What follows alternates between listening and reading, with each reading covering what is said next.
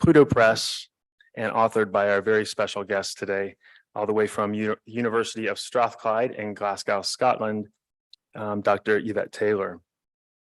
CLAGS is immensely proud that today's talk is the inaugural event in our programming series, Queer Class Relations, which will run for the next 2 years and then culminate in one of the major academic and community conferences for which CLAGS is known. CLAG's commitment to queer class study is longstanding, but that connection has not always been at the heart of queer studies. CLAGS, though, has been able to structure its commitment to class and to status crossover.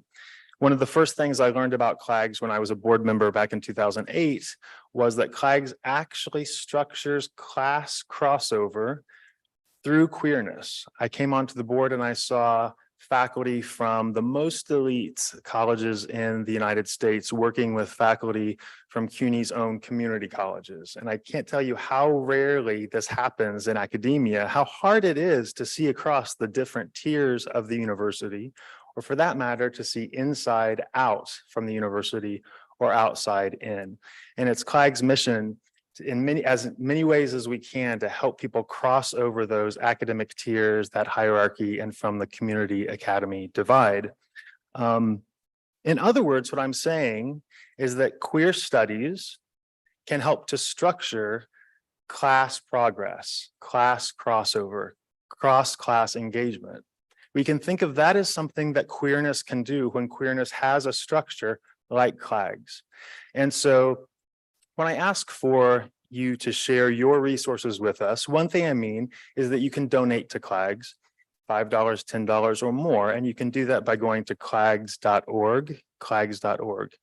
But really what I ask you to do, in addition, is to share with us your attention and your attendance, to share with your friends and your class-based communities the work that we do so that we can continue to share it with them. In other words, if we could have all the money in the world, but if we were not crossing over from where we are today to other places, that money would do us no good. So we appreciate your sharing so that we can share with you.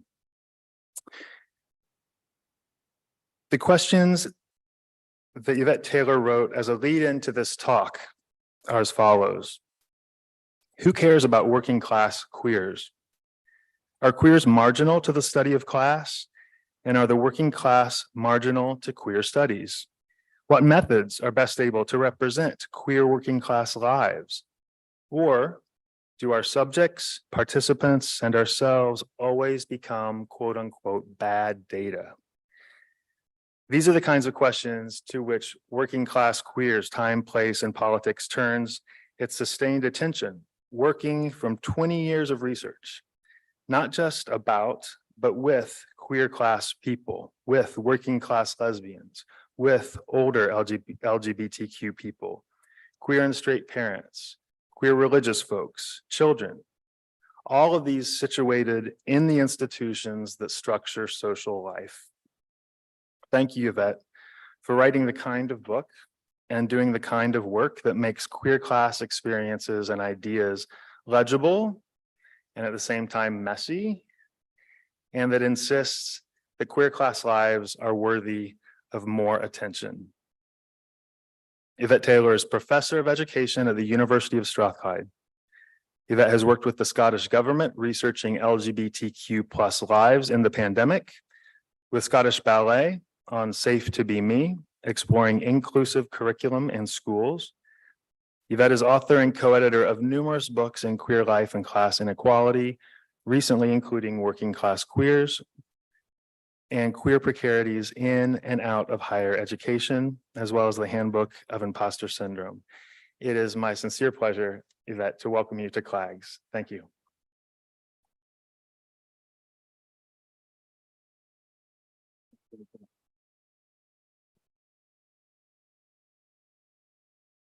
Thank you so very much, Matt. It's great to be here. Thanks for coming out and for coming out on a sunny day. Can you hear okay? Just give me a little nod, yeah? Louder would be better for you. Yeah. Okay. So Thanks again to CLAGS and congratulations to Matt on directorship. I look forward to working with CLAGS. I know that Strathclyde and Cooney are partners, and I think that partnership is made in the people. And I hope we will continue to work in the coming years. And I'm really excited about the queer class series. I realised I was standing on my tiptoes, so I'll just move this down to my height. So let me. Okay, so I'm going to speak for about maybe 30 minutes, and then this will lead into conversation and questions and answers. So I'm really excited about your thoughts on the book, and more broadly questions about class and sexuality. So Matt and I, with our co-editor Charanjit Mann, recently published 2 edited collections, which were a real joy to work on. One titled Queer Sharing and the Marketised University, and the other titled Queer Precarities in and Out of Higher Education. And I think some of the authors might be in the room or might be watching online, so big thanks to the authors and my co-editors for the conversations in, through and beyond that publication. And they touched on questions explored in today's talk. So questions of housing, healthcare, underfunding, mutual aid, and existence and persistence across our institutions, our workplaces, and in our communities, which often, if not always, stretch our connections and imaginations and labours across time, place, and politics.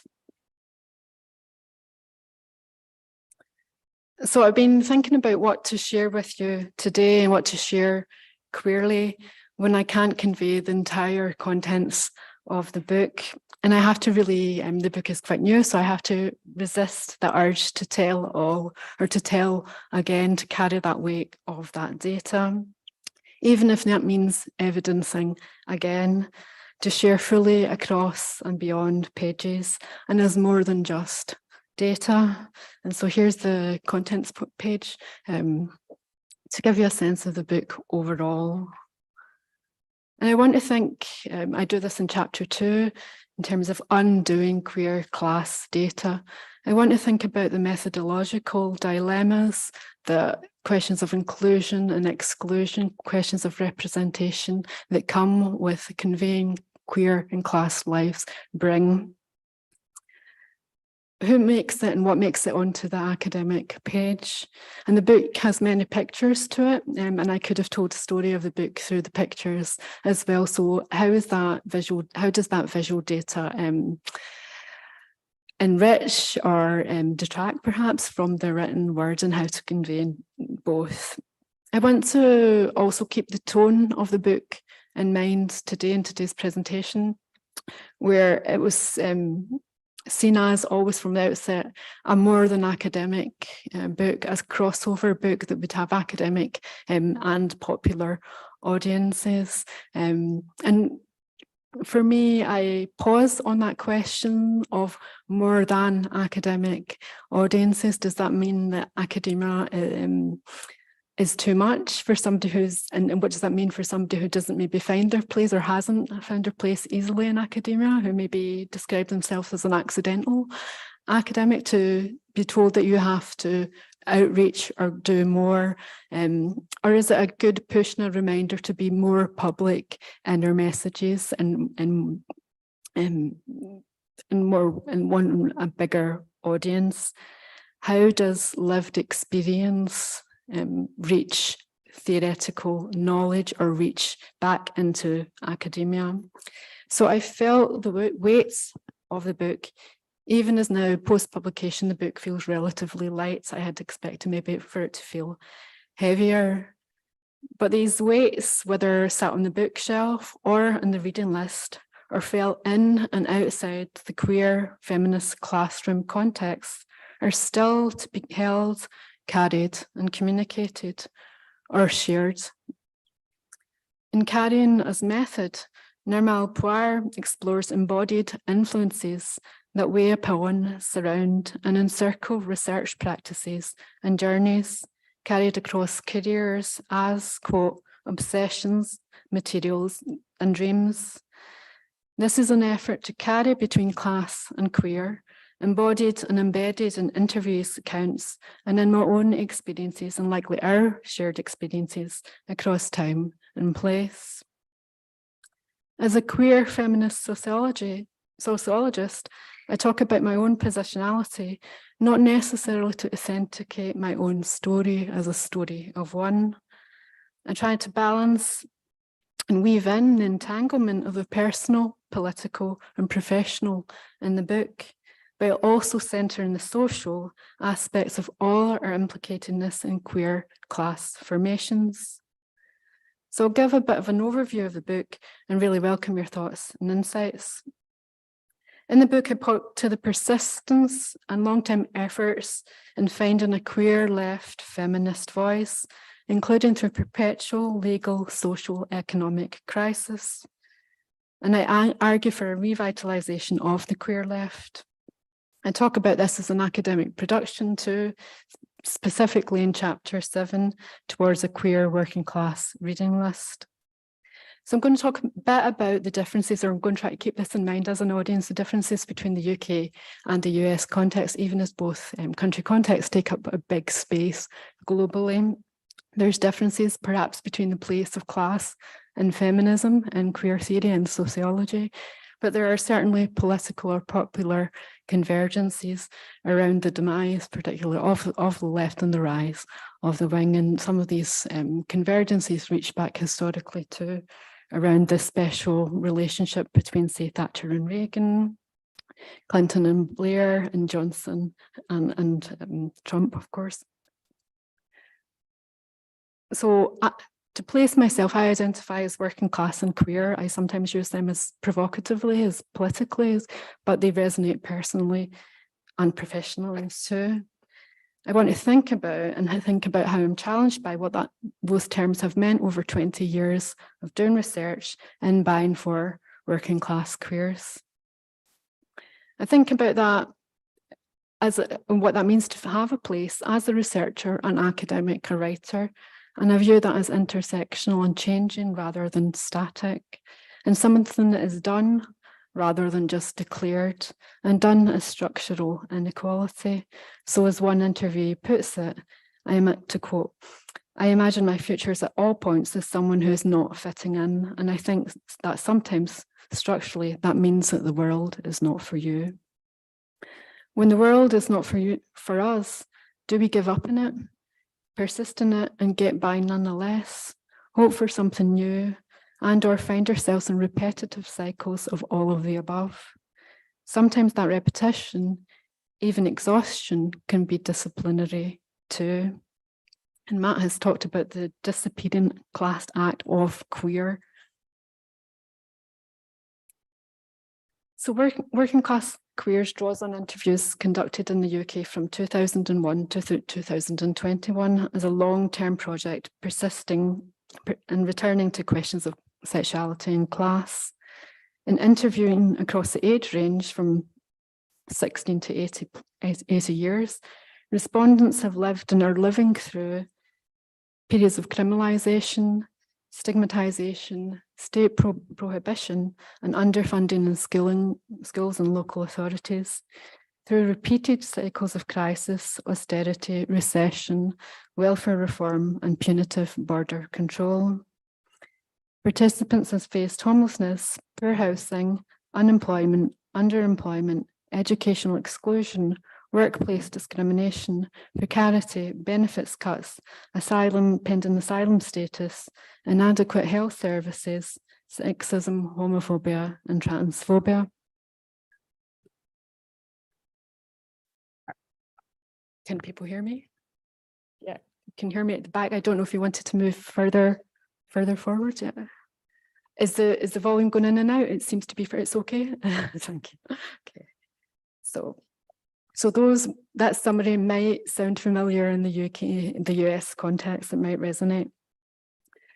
So my interviews have lived through changing versions and even celebrations of LGBTQ+ life, including physical bars, cafes, community spaces, pride events, and online activisms, and via legislative changes such as the Equality Act, the Gender Recognition Act, and the subsequent threats to all of these. So the Equalities Act in the UK is an act that brought in protection for protected characteristics, and sexuality, age, disability, and so on is part of those protected characteristics, and often they're framed as discrete rather than intersectional. Working class queers, of course, live these realities differently, where working class might be reduced as singular rather than multiple, or is seen as too complicated to define. I see the worth and necessity in highlighting diversity within the category working class and queer, including younger, older queers, queers of colour, disabled queers, so on, to resist a one-dimensional or deficit representation. In thinking about differences, I'm conscious too of the frequent conflation of the global north as global, and empirically for me, the conflation of England as UK, and the big, small spaces we make and imagine in thinking through regions, countries, and even academic disciplines, including as cosmopolitan centres or queer places to be. These scales are done as rankings across institutions, including universities, so the university to do and be queer on, or as policy gloss, as Matt's book brilliantly points to. I've conducted fieldwork in constituent parts of the UK, including Wales and Northern Ireland, but the book focuses mostly in Scotland and England, empirically and substantively, and as places that I've also lived in. And it draws upon accounts of almost 250 and a I'll say plus, and we can talk about what the plus means to the absences who didn't make it to the table. I talk about my own movement between these country contexts and responding to the question, where are you from, is always a queer class one that takes us back and perhaps forward. So to go back and exploring the LGBT magazine archive, I came across an article that I'd written as a PhD student for Diva, the UK magazine for LGBTQ plus people, and it was titled The Last Barricades. And the summary blurb says, Yvette Taylor interviews working class women and asks some tough questions about the effects of class in the lesbian community. So as I reread this in the archive, it made me laugh as I imagined myself sat, poised angrily with tough questions. What happens when we find ourselves in the archives, when we're confronted with an earlier version of ourselves, and what can we carry with us, discard, or put on again as researchers? And do we laugh? To look back might be to feel embarrassment or pride. It might be to productively undo ourselves, our investments and labours. In reckoning with our entanglements, we can think of our histories as alive rather than stuck, done or finalised or overdetermined by barricades. Similarly, we might cast tired smiles as last barriers reappear. And this image was the accompanying image from with the article. And I don't know if this is an attempted representation of a working class person at the bar, or the juxtaposition between the server and the business people's at the end, but it's accompanied by a report that I found, inspiring and challenging as someone's thinking about questions of class and career together. And it was a report by Glasgow Women's Library in the late 90s. And I'm going to talk a little bit more about Glasgow Women's Library. And I choose it as an example because it speaks to a fieldwork context, but I want to think about beyond that, as it's not an exceptional space in the sense that it should and can resonate across the spaces, perhaps the Lesbian Archive in Brooklyn, for example, that you will be familiar with.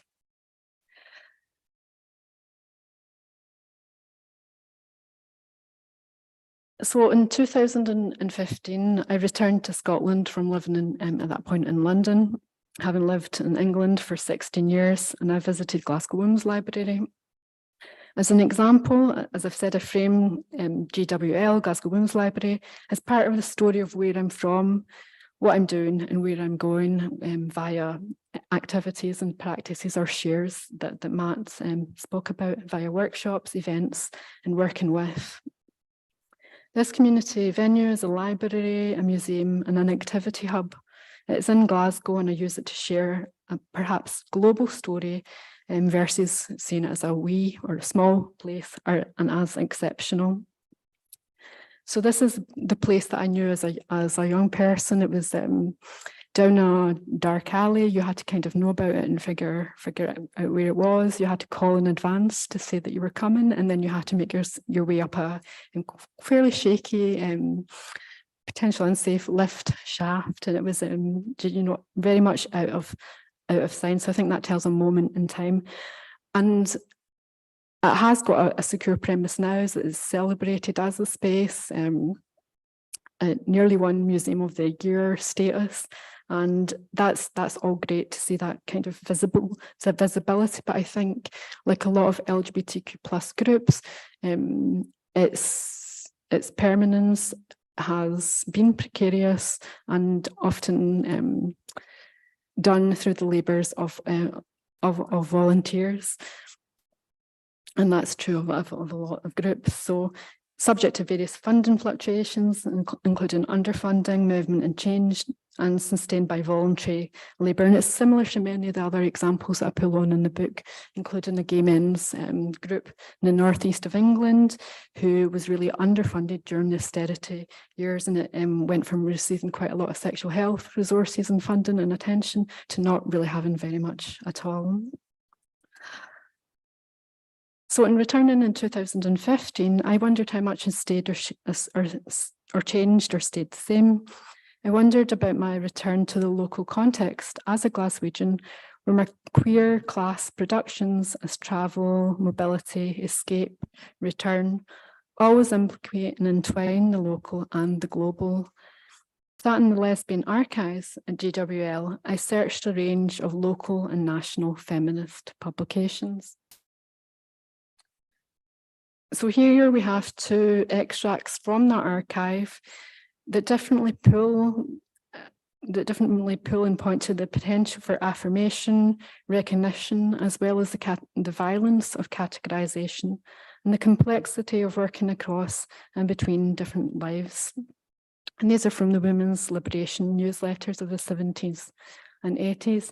And these two extracts that up here open the book. And I think they serve to kind of signpost some questions of how do we define class? How can we have a conversation about class? What about gender and class? Do women have a class if class has traditionally been measured through head of household income? How do feminists talk about class? How is class more than income and can lead to the sorts of arguments that we hear happening and on this page and arguably still happening in our lives and in our classrooms? So I'll just read a little bit. I'm writing to express the distress and anger I feel about the bigoted intolerance towards white, educated, middle-class women. On what basis do self-styled working class want to categorise other women, and in doing so promote disharmony amongst us? And to jump to the end, we're accused of being patronising do-gooders, but if we don't, then we're colluding with the patriarchal system and their oppression. In any case, being middle class doesn't automatically mean that life is a bed of roses. So in searching the archive, it was a search, it wasn't neatly catalogued or accessed, and sometimes the messages were written on the page as I speak back to the page. So you'll see the encircled handwriting saying, I'm a working class woman. Okay, that wasn't me that made that. So just to read a little snippet of that extract, because it's quite blurred. I went along to this workshop feeling quite excited, proudly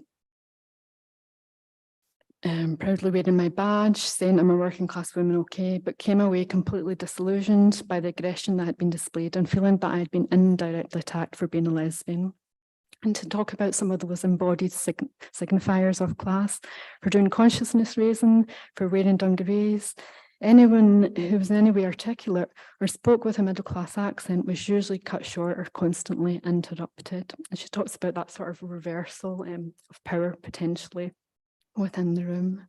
And I think these extracts remind us of long-standing feminist histories of such debates and persisting sore points.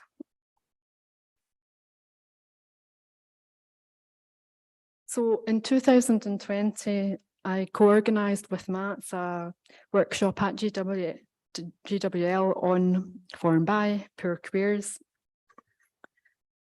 And this corresponded with the launch of Poor Queer Studies, Matt's book. The picture talks about or lists some of the terms discussed in that workshop. So we have terms like free pride, mutual aids, some might be quite UK specific, so names even as classed. The name Karen has come to mean certain things.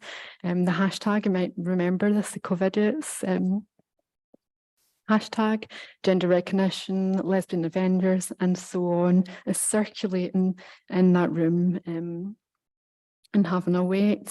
And at the end of the workshop, we were gifted this pebble, which says, I don't know if you can quite see it there, it says, in the hands of the proletariat. The meeting of people as respondents, participants, interviewees is often another kind of gift that leaves its weight and traces. And what about absences? Before the workshop, I arranged to meet a young queer woman who'd responded to my poster call for working class queers. I'd organised to meet in central Glasgow city space and quickly realised that even being in Glasgow was a source of excitement and some trepidation.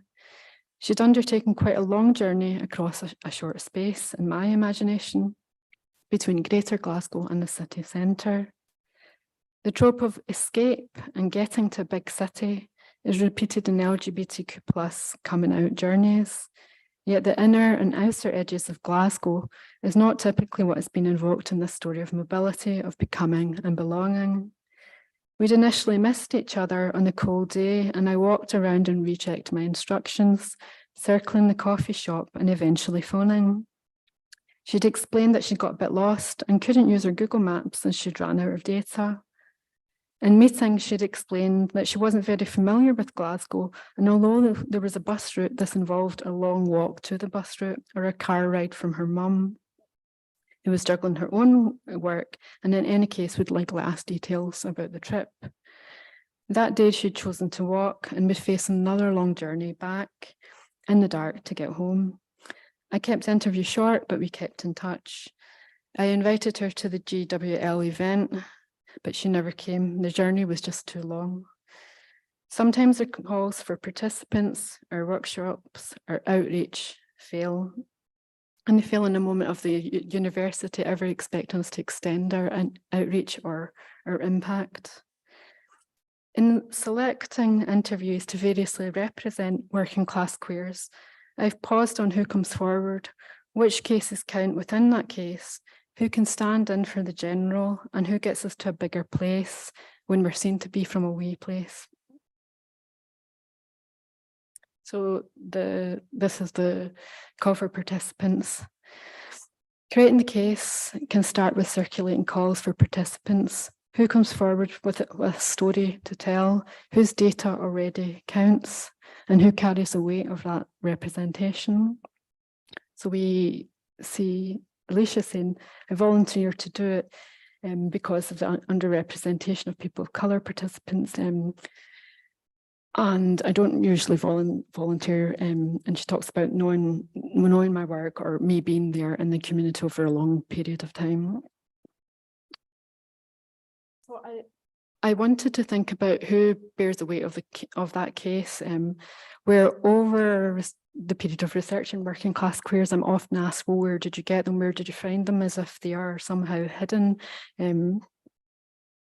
And what stories to select when you've spoken to 250 interviewees, and who carries the weight of those presences and absences.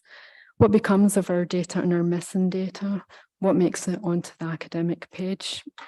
So with some caution then about the cases that I've made to present to you today, I'm going to pull across some accounts from the book and as queer shares. So these quotes from Asifa and Alicia sit nearly 2 decades apart.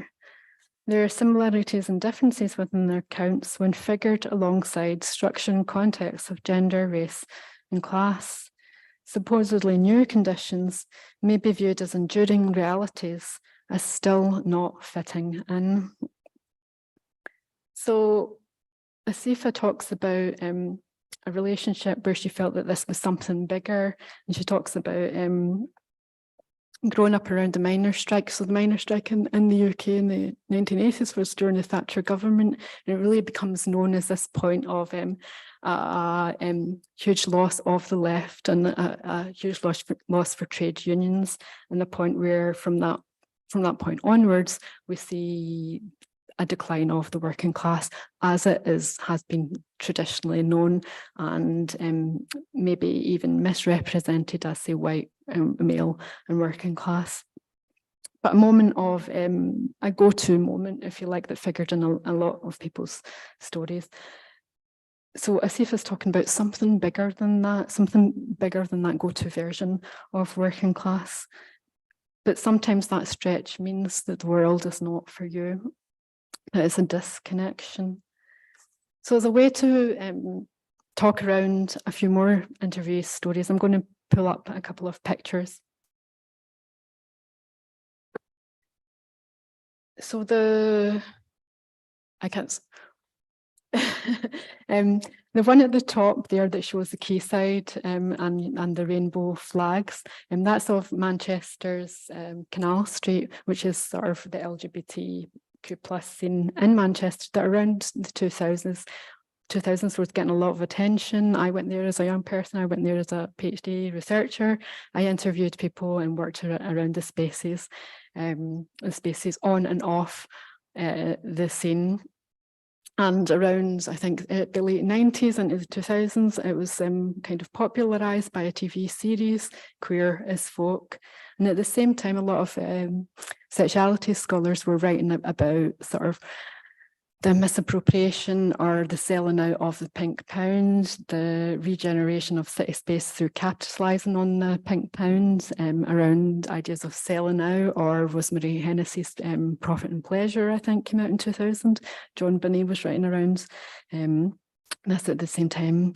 So into that landscape, I sort of entered and began my research. Just below that, the pink shop front was a venue that opened quite different to the spread of venues above it, but was called Pink Peacock. It opened during the pandemic, and it had things like a communal fridge, a pay what you can policy. It's quite a controversial presence, and I can maybe say a little bit about that, but my point would be that it is a venue that's since closed down, unfortunately. And to the side of that, I thought I would just one of the venues that I'm going to talk about is the Highlands. Is maybe sometimes there's been a conversation about getting our interviews predominantly from urban spaces and not going to other more rural locations. And I think parts of the Highlands, which is particularly white space, and you can see that in this representation. I think that we should be, that it's a gay friendly space. And I'll talk about being in the Highlands in 2001 and 2019. So,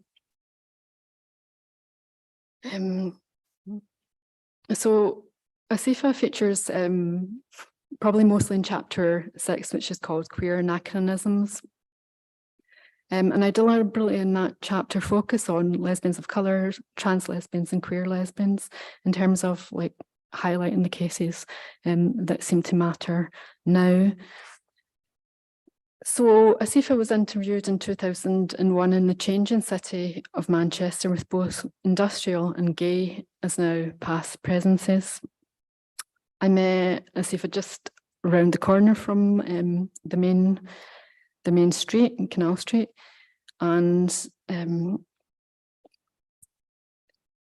we met just around 1 year from 9/11, in which she talked about as a defining moment of politicisation with racist encounters as part of her everyday experience, including in the queer spaces that we were in. And I think just politically, in terms of 7/7, the London bombings, being a real turnaround moment in the UK of the real limits of New Labour's sort of multicultural New Britannia agenda. And I think Asifa, as a Muslim woman, was confronting this every day.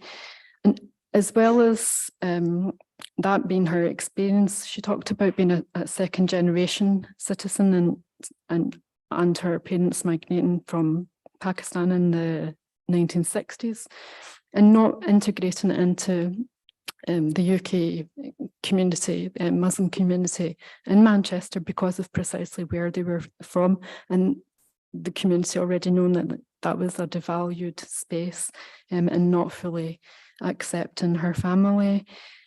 She was estranged from her family, but she really pushed back against this sort of story of being saved by more middle-class feminists who talked about saving her and rescuing her through education as a path to mobility. She had experienced homelessness, like a lot of interviewees, and I think that story helps us to figure out a more global imagining of working class queers rather than a nostalgic return, for example, to a white working class masculine story of working class. I'm going to jump to Abby, who was interviewed in 2013. And this was just after the Equalities Act in 2010 that I talked about in terms of protective legislation. It was after the Civil Partnership Act in the UK of 2004, but just before the Same-Sex Marriage Act. So on the one hand, we were told that this was a time of increasing rights and celebration, that it might be even sort of like a post-equalities landscape. But Abby, as a younger person and a disabled person, talks about the cuts to welfare benefits. So we had the Tax Reform Act of 2012, which meant that rather than having a disabled living allowance, your disability was something that was going to be constantly monitored, and you had to go through a series of punitive regulations to prove that you were disabled enough to be on benefits and that you couldn't work. So it was a really moralising climate in terms of remaking distinctions between the working class into the sort of respectable and unrespectable or benefits claiming working classes. So I think Abby's quote is a good one, and I should say, like, the terms that people used changed in the course of the fieldwork, and so my approach to that was like to put the terms that they used to describe themselves.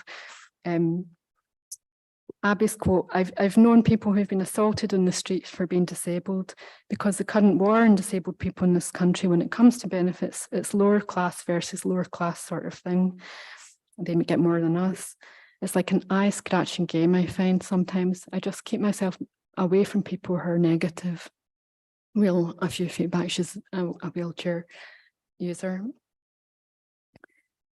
So I think that Abby illuminates some of the lived experience of religion in the context of austerity and responding to some questions, particularly in the UK and Canadian context. Sarah Jane Page and Heather Shipley's question, what is working class queer religion?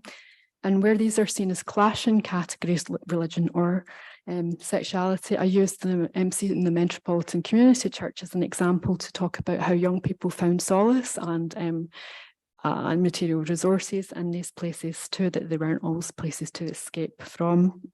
That sometimes religion was strategically used and as a stand-in for the welfare states.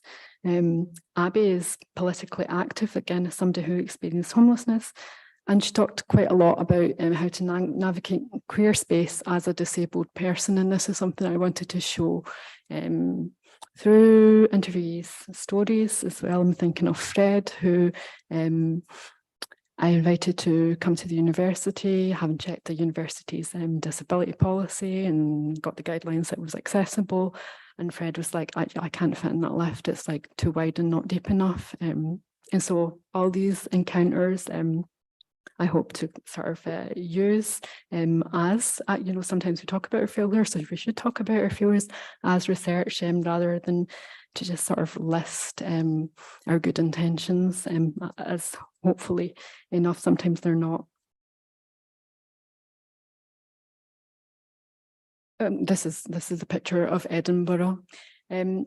So in the book I talk about Scotland as a place that is making big claims on the world stage in terms of being LGBTQ plus, or I should tighten it to that policy acronym specifically, LGBT inclusive. And a lot of that is around its distinct claims and distance from England and Englishness, to say that we are different and we're a civic democracy and we're inclusive. And these are values that I would hold to, but I think there can be kinds of some rhetorical slippage or glossing over the fact that, say, in Scotland, class inequalities are increasing in the rich and poor gap, and the attainment gap for children is increasing too. So Farge summarises this and gives me pause for thought in terms of Scotland's place here.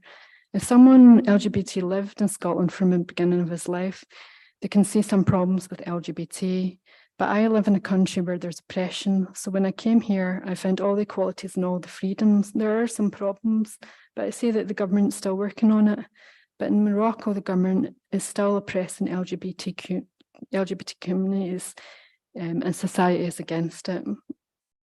So, and Farge was interviewed in 2019 and had moved to Scotland in 2018 and expressed contentment of that arrival in a safe place, actively seeking asylum.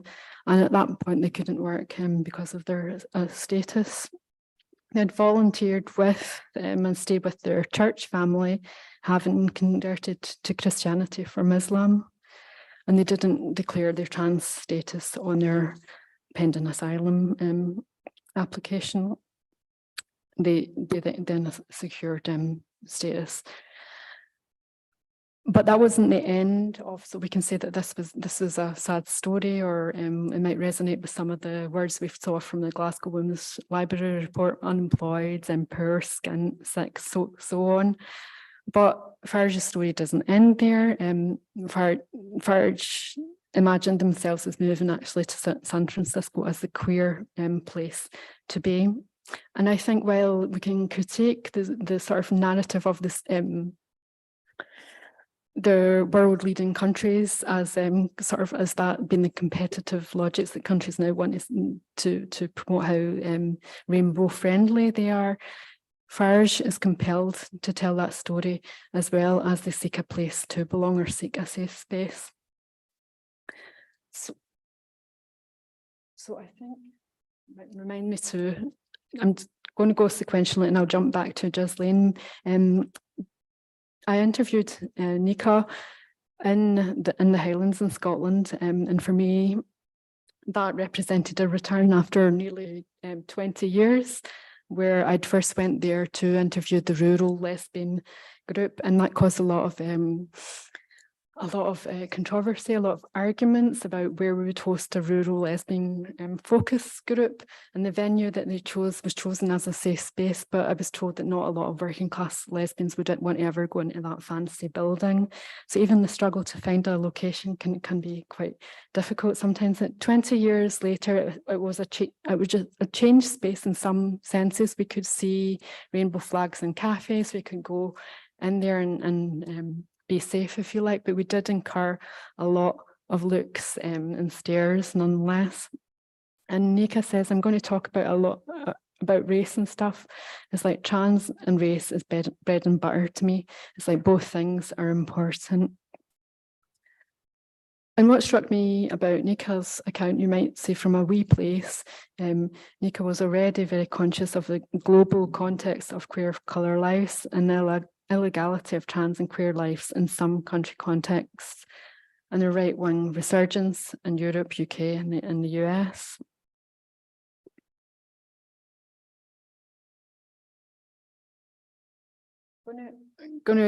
Moving forward in time, I'm going to talk about Ghislaine.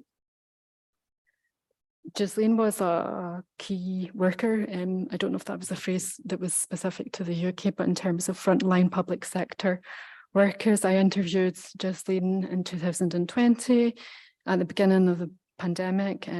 So someone working as a nurse, originally from the Philippines, her wages were depressed as some were working on a visa to save the NHS, the National Health Service. And Ghislaine worked with other women of colour workers, all precarious, all practicing a mutual aid of sorts, sending money home to relatives, but perhaps not the kind of mutual aid that's maybe celebrated as a queer practice in terms of families of choice, or in terms of some of the work done by, say, Pink Peacock or organisations. Ghislaine's was just getting by in a quiet, soft way. In fact, she told the story of not talking about her family and her housemates never talking about their families because it was too upsetting. And I think Ghislaine's quote here asks us again to think about who responds to her call for papers. She said, yes, I'm working class, I'm queer, but then I'm not quite sure about the British point because I've not been here quite long enough. I think Ghislaine's stress as an NHS worker from the Philippines, working during COVID-19 and working through longer term health and social crises, is not one foregrounded in homogeneously highlighting LGBTQ plus people as at risk, without attending to riskier chronic conditions of intersecting structural inequality globally. And like Nika, like Asifa, like Alicia, Ghislaine was somebody who was misrecognised constantly in queer groups, and members often ask Asifa and Ghislaine if they know the purpose of such spaces, like going to a queer working group and being asked, do you know what this group is about? So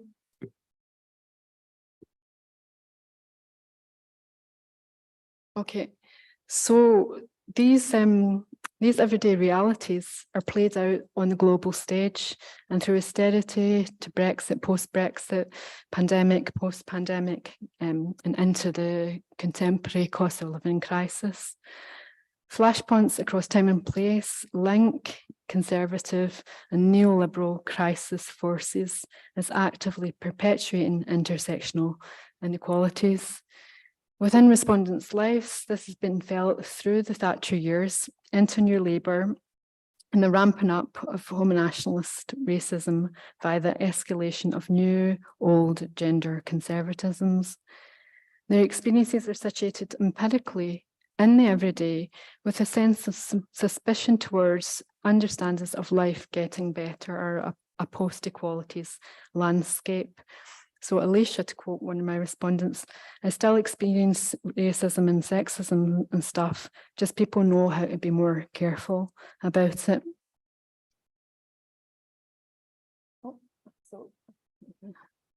So I want to end at the end of the book, and I mentioned that I was encouraged by Pluto, the publisher, to think of it as beyond academic audiences. And so I kind of flipped the literature review chapter to the end, and I wanted to see what happened if we put that at the end, rather than thinking about the gaps in the literature and the literature that we have to absorb before we get a chance to speak. And I returned to some of my own readings as a undergraduate and a gender studies students, thinking about the texts that had been foundational to me, and the texts that maybe we can go back to go forward through, rather than thinking about the next thing to do. Because some of these, like I said, in putting these stories together, they talk to each other. Some of the issues are with us still. And I wanted to think about the place of the queer feminist classroom as hyphenated, as done and undone, and done through, say, strike action. I try to think about the context of our labours, which sometimes sit in silos or in boxes.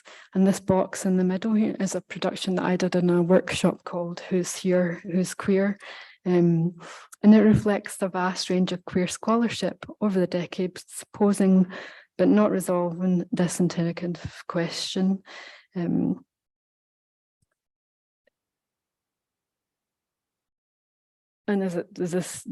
these are some of the other contexts. This is a UCU, University College Union Strike Action, what's still happening now in the UK, but has been happening over my academic career.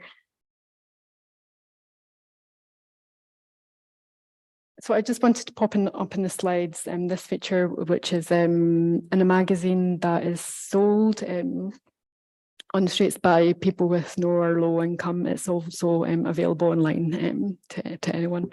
And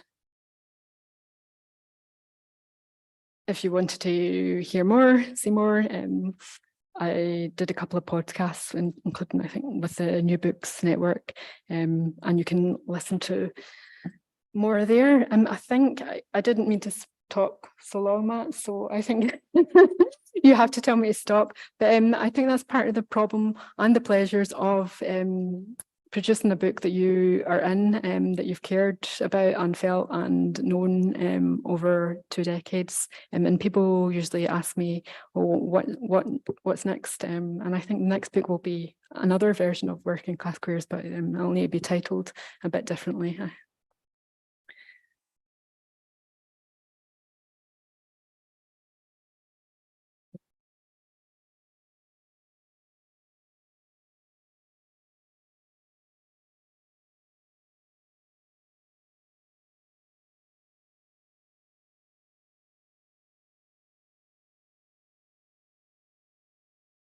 Can you all see a different screen?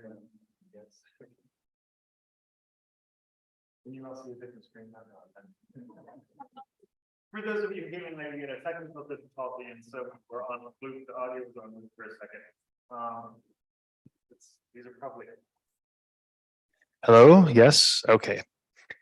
So thank you, Yvette, so much for that talk. So I'm just going to go down a checklist of some things I heard. The way you use visual data when the world is not for us. What do we do? The question where you find your participants, which turns into the question who carries the weight of all of these cases and all of these people. And when people are turned into cases, what kind of weight is that? We heard about your experience, your time in, your return to the archive, especially at the Glasgow Women's Library, and the conflations around nationality and queer status, especially in terms of Scottish exceptionalism as an exceptionally queer place or pink place.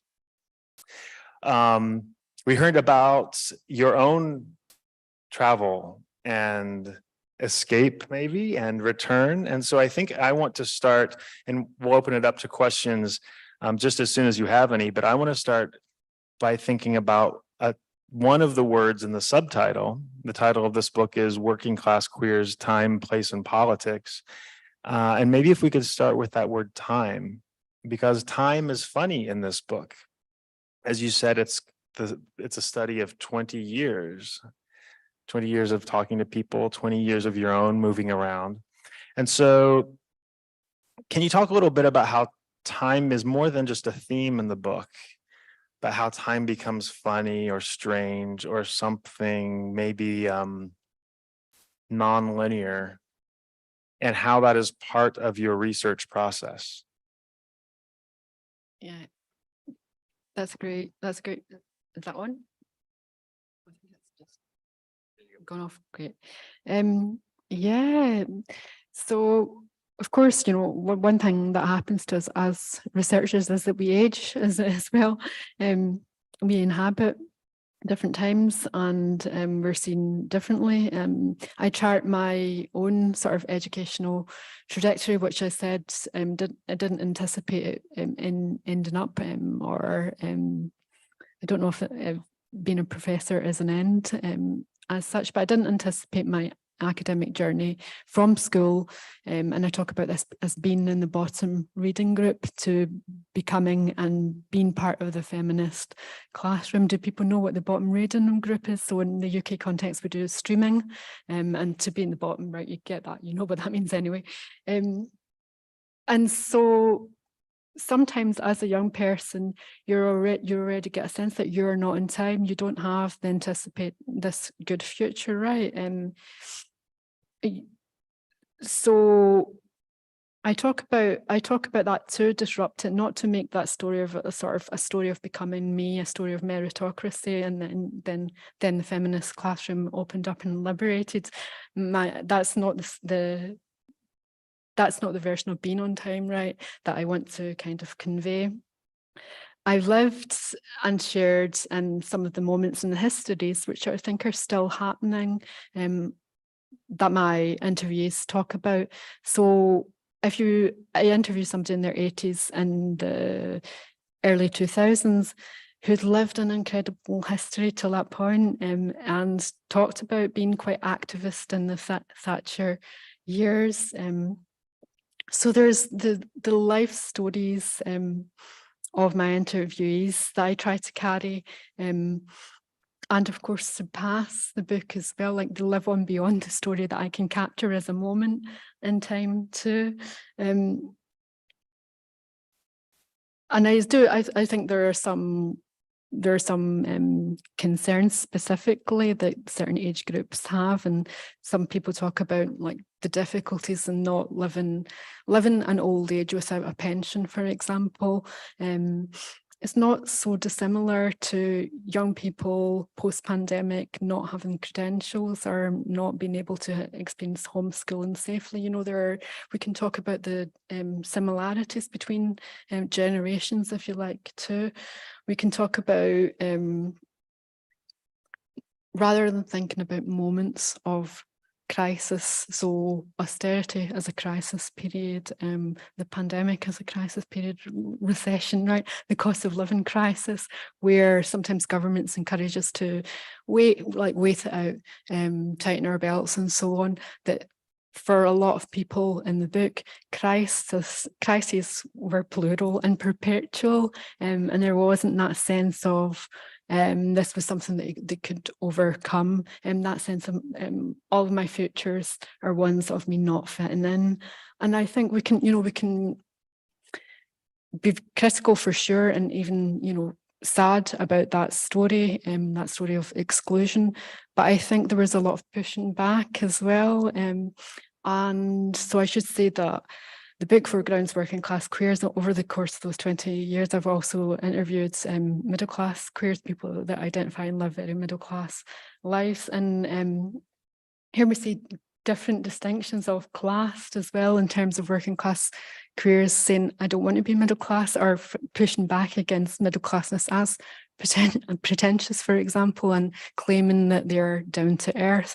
So I think that is wanting the material resources, wanting possibilities, but not necessarily wanting sort of cultural baggage of middle classness either. And I think that's a good kind of pushback to that sort of acquisitive future.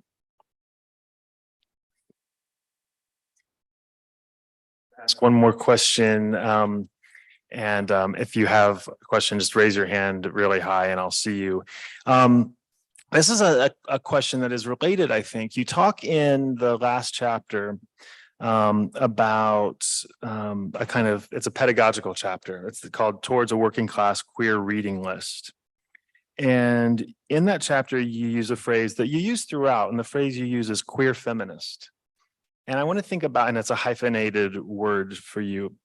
And so I want to think about what you're trying to capture with the word queer feminist, especially in that chapter where you chart a kind of other strange temporality where, as part of your own participation in and search for queer left progress or queer left struggle, you find yourself moving back to queer feminist or just feminist pedagogical methods or texts from the 60s and 70s and 80s. And so instead of just a hyphen between queer feminist, I started to read that hyphen as an arrow from queer back to feminist, and to think about the temporality of those, and not so much as a tension, but as a kind of looping and productive return.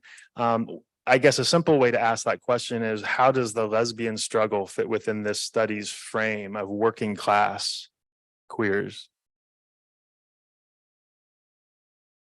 Yeah, so it is meant as a as a hyphen because I spent a lot of time thinking about, is it feminist, is it queer, is it both, is it either, is it? And I think I was remembering my own feminist journey through a gender studies classroom, and been really, and of course that was a moment of time where queer studies felt new and exciting. And there's quite a lot of critique too around it being too abstract, about maybe it being dominated by the textual, or maybe by humanities rather than social sciences. There was key debates between Nancy Fraser and Judith Butler. And I remember as a student thinking, and I think lots of scholars do this, I do this now, and grappling with the literature, like, well, who's right and whose side am I going to be on? And is it cultural, is it material, is it lived experience, is it theory? How to be and do both? And I wanted to convey some of that tension, but also not necessarily resolve it.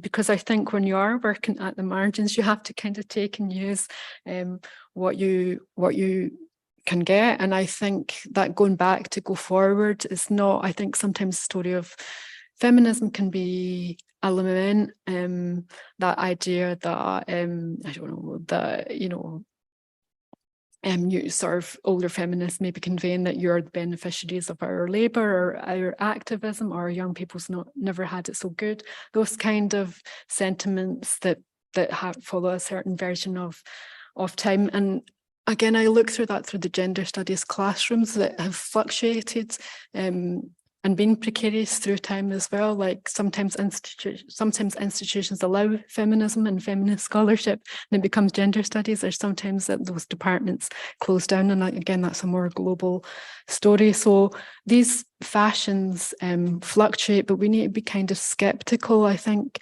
around that, and to think about what stretches are productive as well, and what are we finding ourselves repeating over time? Who can we go back to go forward in a time where we're told to go elsewhere and to go everywhere, and to think of the new term, or the project of outreach. And I'm quite critical of outreach, just extending our arms further and further to be more acquisitive. So and the term lesbian, I'm thinking about one of the quotes that opens, I think the end chapter, which is Sally, and she says, "Look, I use lesbian, I use queer, I use dyke, I use this, I use that, but I'm going to keep using lesbian because it's a term that disrupts." And I use Sarama's work as well in terms of thinking about lesbians as queer before queer, and that kind of as a provocation, not as maybe not as an authentic truth. I don't know. Yeah. Questions from the audience? Yes. So we'll bring this. Thank you. I apologize if you've answered this already because I came in a little late. Can you talk a little bit, since your work is so longitudinal, about the impact of Brexit and what you saw shift through that in the conversations that you had with people, or if it's part of a larger frame like austerity? Thank you so much. Yeah, I do have a chapter that talks about Brexit, and talks. So I think it's called. Let me find out what it's called. So it's called Queer Provincialisms in Post-Brexit Britain. And I think, so for some people in the UK exit from the EU was felt as this real threat that queer people were going to lose their rights. And there was a lot of talk around, and still is, around maybe the retraction of things like the Equalities Act or human rights acts and so on. So there is that real threat that people sort of imagined and rethought, for example, their plans to retire, or even, you know, their holiday plans. I'm talking about more privileged and people that have maybe not foregrounded in this book. So I think it was a classed issue, in that a lot of those uncertainties around employment and futures were already being faced by working class people. So that restriction around movements and around borders, again, a lot of people were already in that situation. So I talk about that sort of hope and longing for that imagined rainbow Europe, and how that can perpetuate lots of distinctions around the good and bad places to go. And Scotland told particular story. Now, Scotland didn't vote for Brexit, but in terms of 60% of people in Scotland didn't vote for Brexit, but of course is in that moment. So there was a lot of I talk about Scotland making a claim for itself to be a big Scotland, as opposed to a wee Britain, right? A small Britain that is gradually in that period of time seen as more and more toxic. And Scotland's claims are around a certain form of civic democracy, around LGBT inclusion, which tells a story that I want to believe in, but doesn't necessarily resonate or match the empirical facts of what's happening in Scotland, in terms of Scotland right now, in terms of escalating hate crimes, for example, escalating poverty.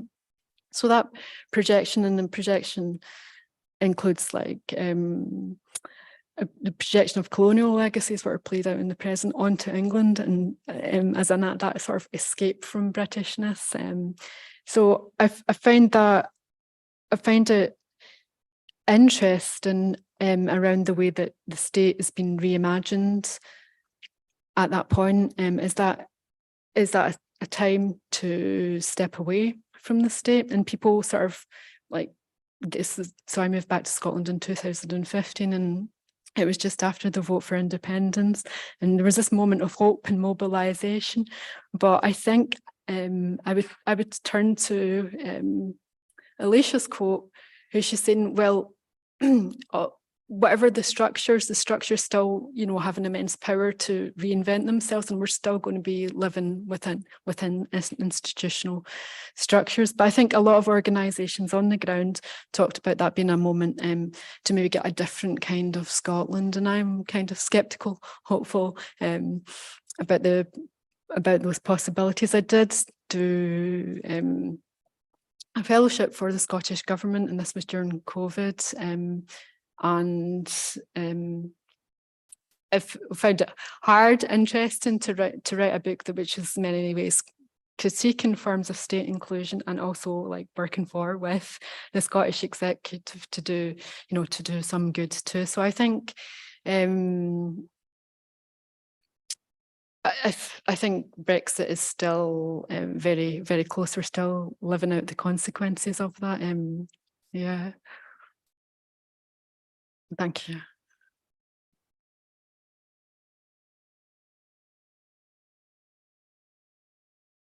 So thank you for your presentation. And I have two questions about language.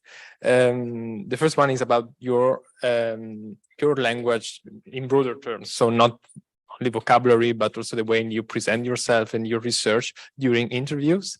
And so how you deal with the idea of avoiding reproducing some division, some, reproducing exclusion in a way, when you structure your interviews, when you select people.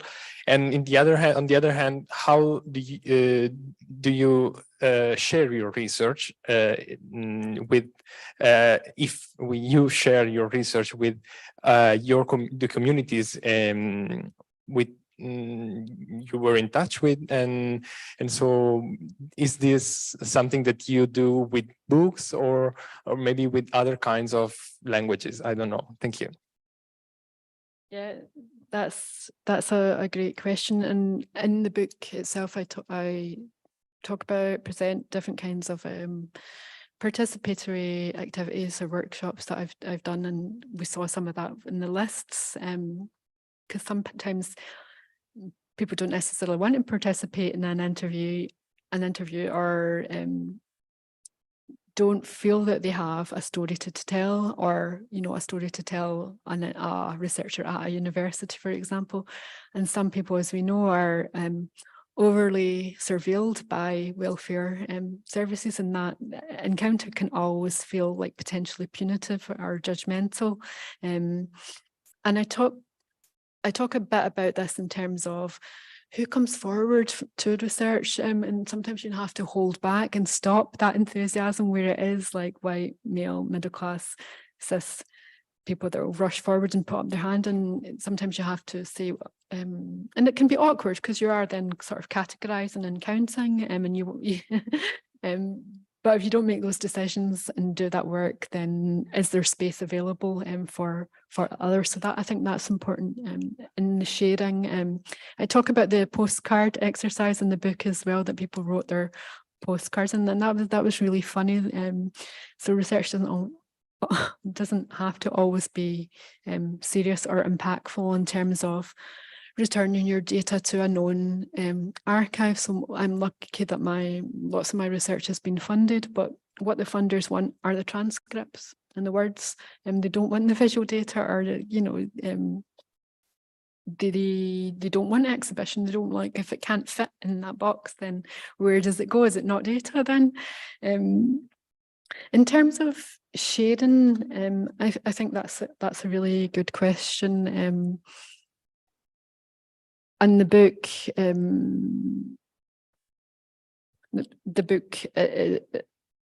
has an audience, hopefully that's more than academic libraries or communities, and I have done a lot of community events. So one of the first launches was at Glasgow Women's Library, and there were different speakers, and it was just a nice day. So I think there is that. I think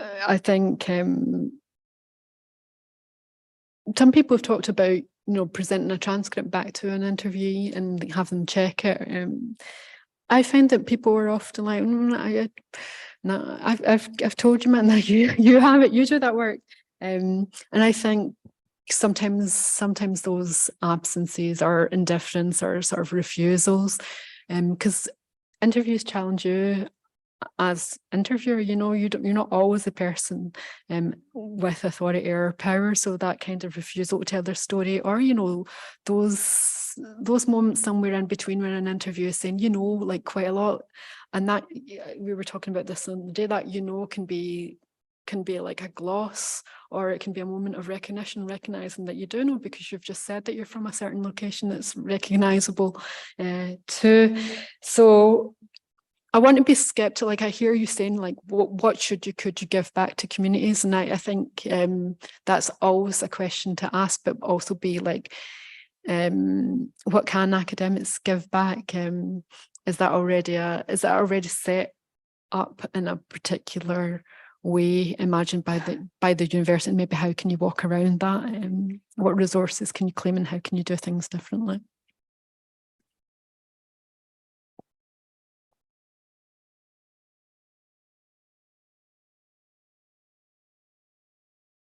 I would like to say, just to end, first of all, thank you for everybody coming today in person. Thank you for everybody at home on YouTube, but also just on a personal note. So Yvette and I met I think in the summer of 2019.